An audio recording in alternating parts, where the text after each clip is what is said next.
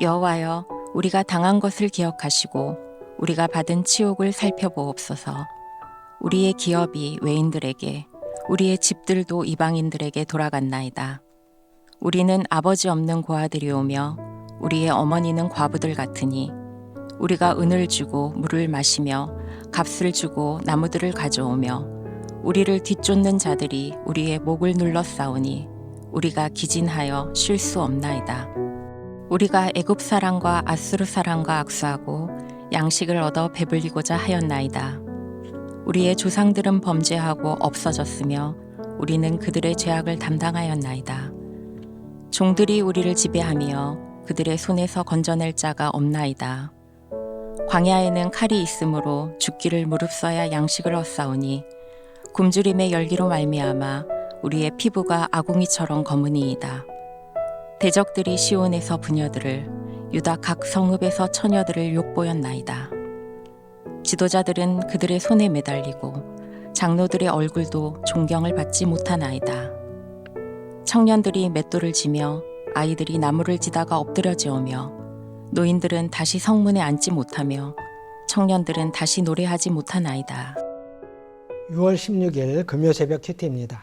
이 시간에는 긍휼을 베푸시옵소서라는 제목으로 큐티 말씀을 드리겠습니다. 예레미야 이가서는 1장부터 4장 중반까지는 나라는 말이 많이 나옵니다. 그런데 4장 17절부터 특히 5장에 들어와서는 나라는 말 대신에 우리라는 말로 바뀌는 것을 보게 됩니다. 예레미야는 자신을 유다 백성들과 동일시하면서 유다 백성들의 회개와 회복을 기도하였습니다.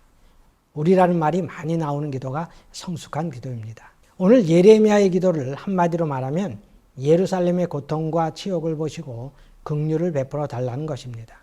1절 보면 여호와여 우리가 당한 것을 기억하시고 우리가 받은 치욕을 살펴보옵소서라고 했습니다.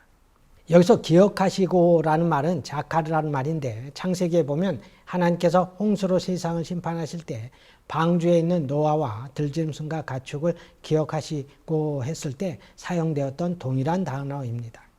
또 출애굽기에서 애굽에 종살이하던 이스라엘 백성들의 고통 소리를 들으시고 아브라함과 이삭과 야곱에게 세운 언약을 기억하실 때 사용된 단어 역시 바로 자카르입니다.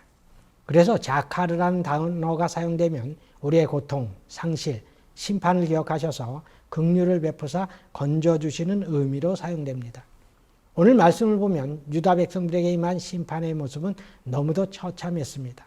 그 끔찍한 고통의 현장을 목도한 예레미야는 유다 백성들이 잃어버린 상실의 아픔을 하나님께 기도하고 있습니다.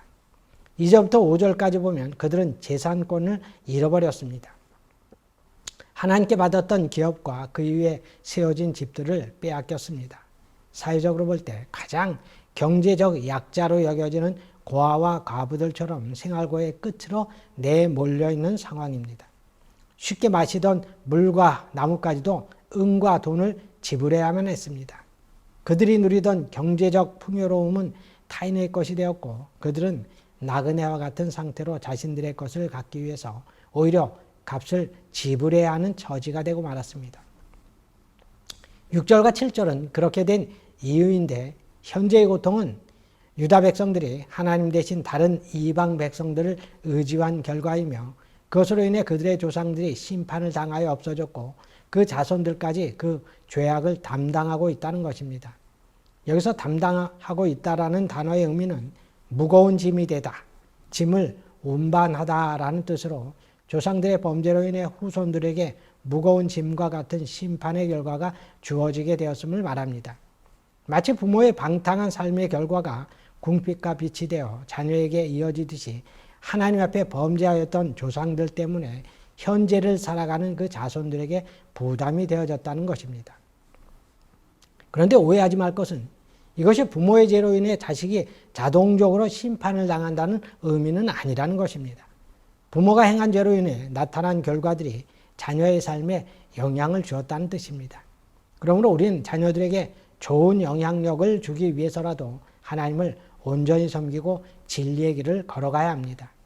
이어서 8절에 종들이란 말이 나오는데 이 말은 바벨론 왕의 명령으로 유다를 통치하는 자들을 의미하며 그들의 손에서 자신들을 구원할 자가 없는 현실의 고통을 말합니다.